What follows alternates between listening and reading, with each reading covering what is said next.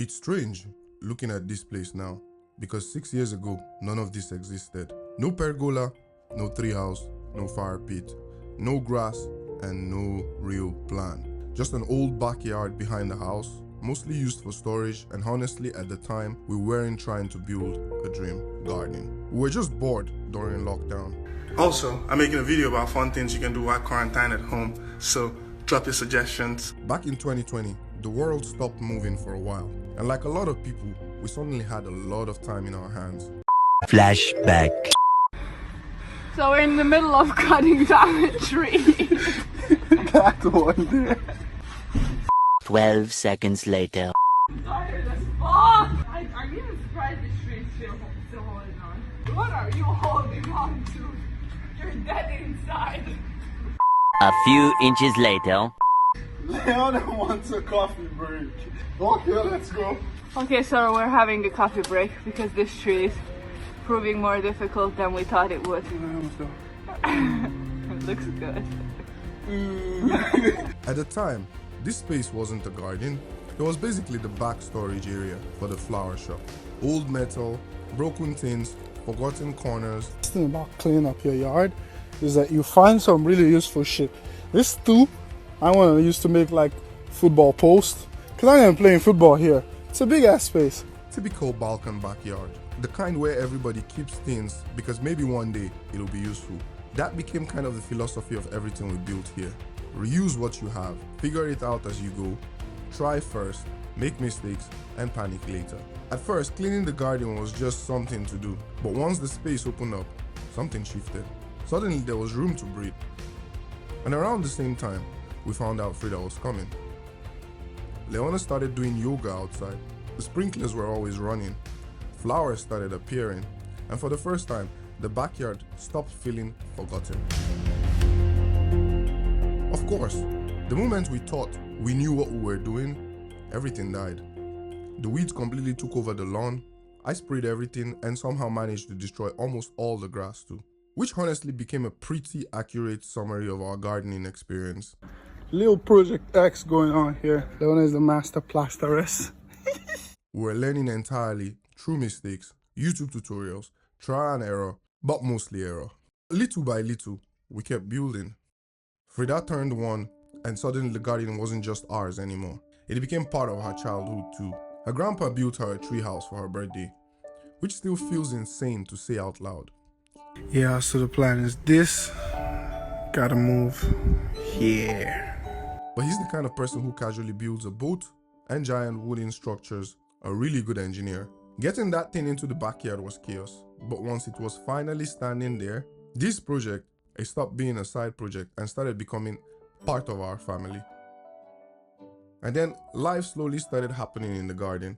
Birthdays, coffee mornings. Papa, do hands. Papa, come print hands. Okay, red. See the hands. Bro, free your hands.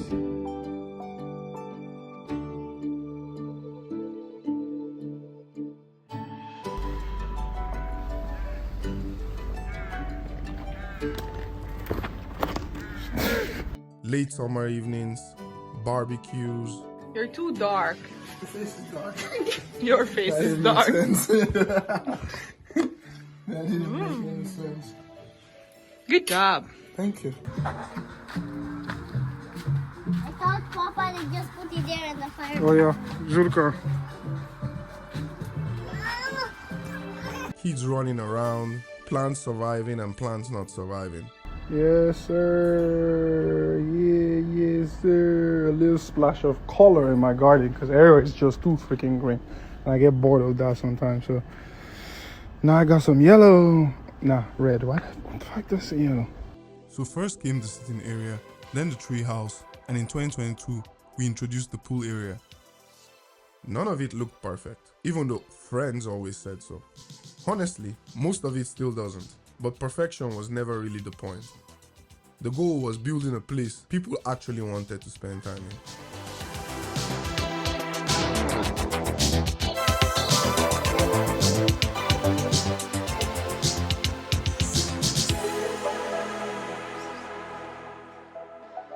While the garden kept growing outside, the apartment itself was changing too. New window renovations, turning the space into something we could finally share with other people. And slowly, Black and Ginger residents started becoming real. But this year, we wanted to build something new.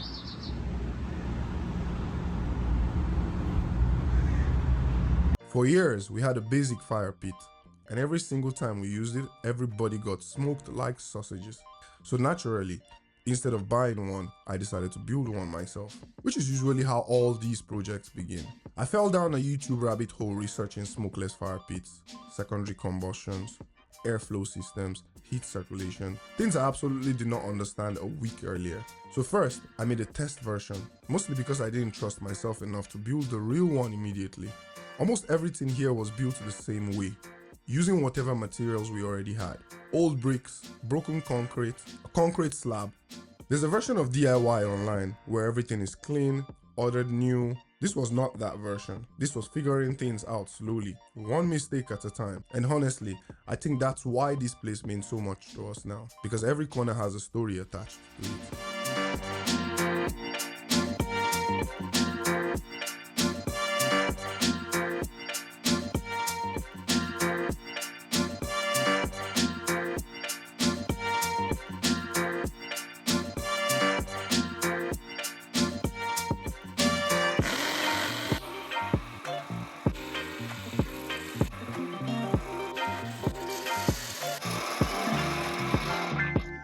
Once the final pieces were in place, it was finally time to test it, and somehow, it actually worked. No smoke, no chaos, just fire.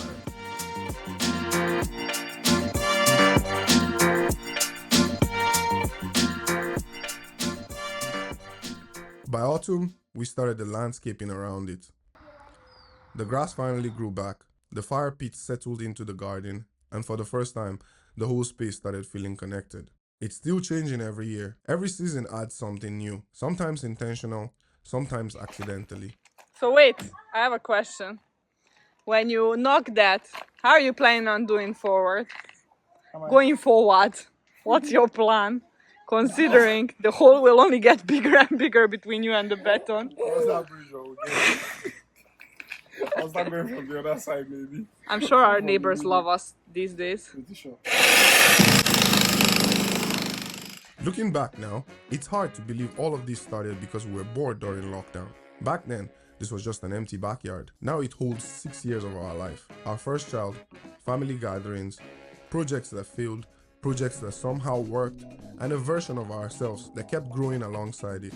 I think that's the strange thing about building spaces. After a while, they start changing you too. Stick around because there's more big changes coming up at Black and Ginger Residence. See you in the next episode.